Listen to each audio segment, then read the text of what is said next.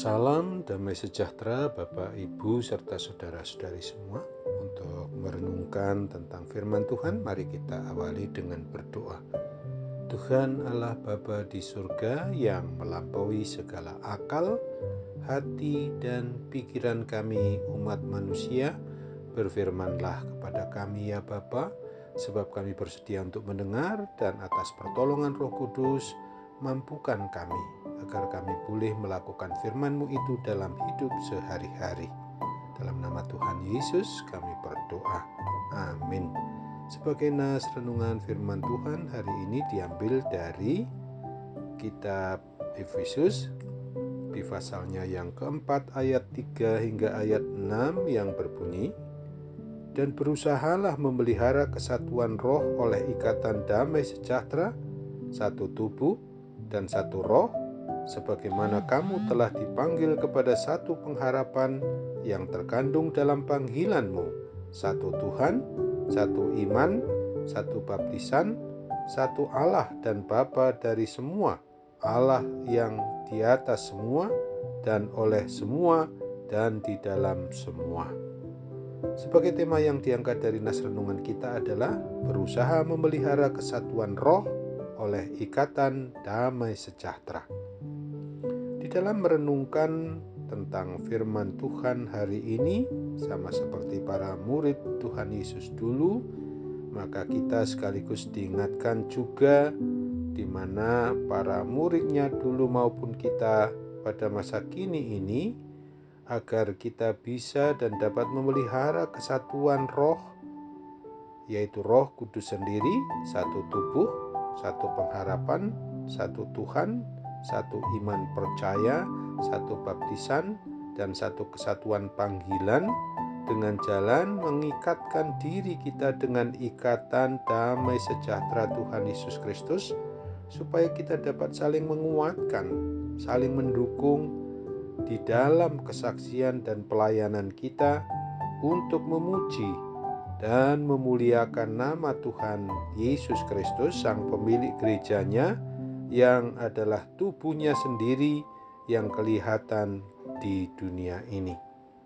Oleh karena itu, tanda-tanda dari orang yang sudah mengaku sebagai orang yang beriman percaya kepada Tuhan Yesus sudah pasti diurapi oleh Roh Kudus yang berbuahkan damai sejahtera dan buah-buah lainnya, di mana ada para murid maupun kita orang yang beriman percaya kepada Kristus, maka secara pasti pula akan memancarkan damai sejahtera lewat sinar mata, sikap, tingkah laku, dan perbuatan kita, kasih, dan hal-hal indah yang dapat dinikmati semua orang yang kita dapat temui.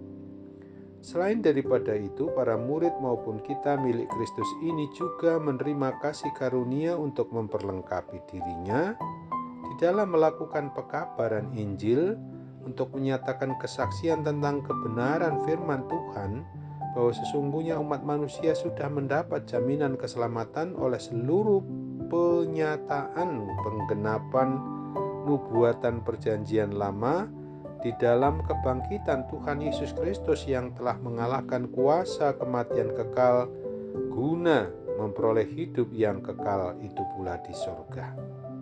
Akan tetapi, apabila keberadaan kita umat manusia ini masih sering menimbulkan pertengkaran, perselisihan, dan perpecahan, dampaknya belum atau tidak mampu memancarkan damai sejahtera yang dianugerahkan Kristus, dan belum bisa menghasilkan buah-buah Roh Kudus lainnya yang dapat dinikmati sesama. Maka hendaknya kita mawas diri, apakah kita benar-benar sudah berkomitmen untuk mau menjadi pribadi orang yang beriman percaya kepada Tuhan Yesus Kristus secara benar, yang sesuai dengan kehendak-Nya. Apabila kita sungguh-sungguh mau mengikuti Tuhan Yesus Kristus dengan segenap hati, akal budi, dan jiwa raga kita, maka kita pasti menerima pengurapan Roh Kudus dan berbuahkan damai sejahtera serta buah-buah lainnya, sehingga kita akan mampu saling mengasihi, saling menolong, saling menguatkan iman di dalam iman percaya kita kepada Kristus saja. Sebagaimana sudah ditegaskan oleh firman Tuhan Yesus Kristus sendiri yang dituliskan pada Injil Yohanes 14 ayat 27 berikut ini. Damai sejahtera ku tinggalkan bagimu, damai sejahtera ku berikan kepadamu. Dan apa yang kuberikan tidak seperti yang diberikan oleh dunia kepadamu. Janganlah gelisah dan gentar hatimu. Amin. Mari kita kembali bersatu dalam doa.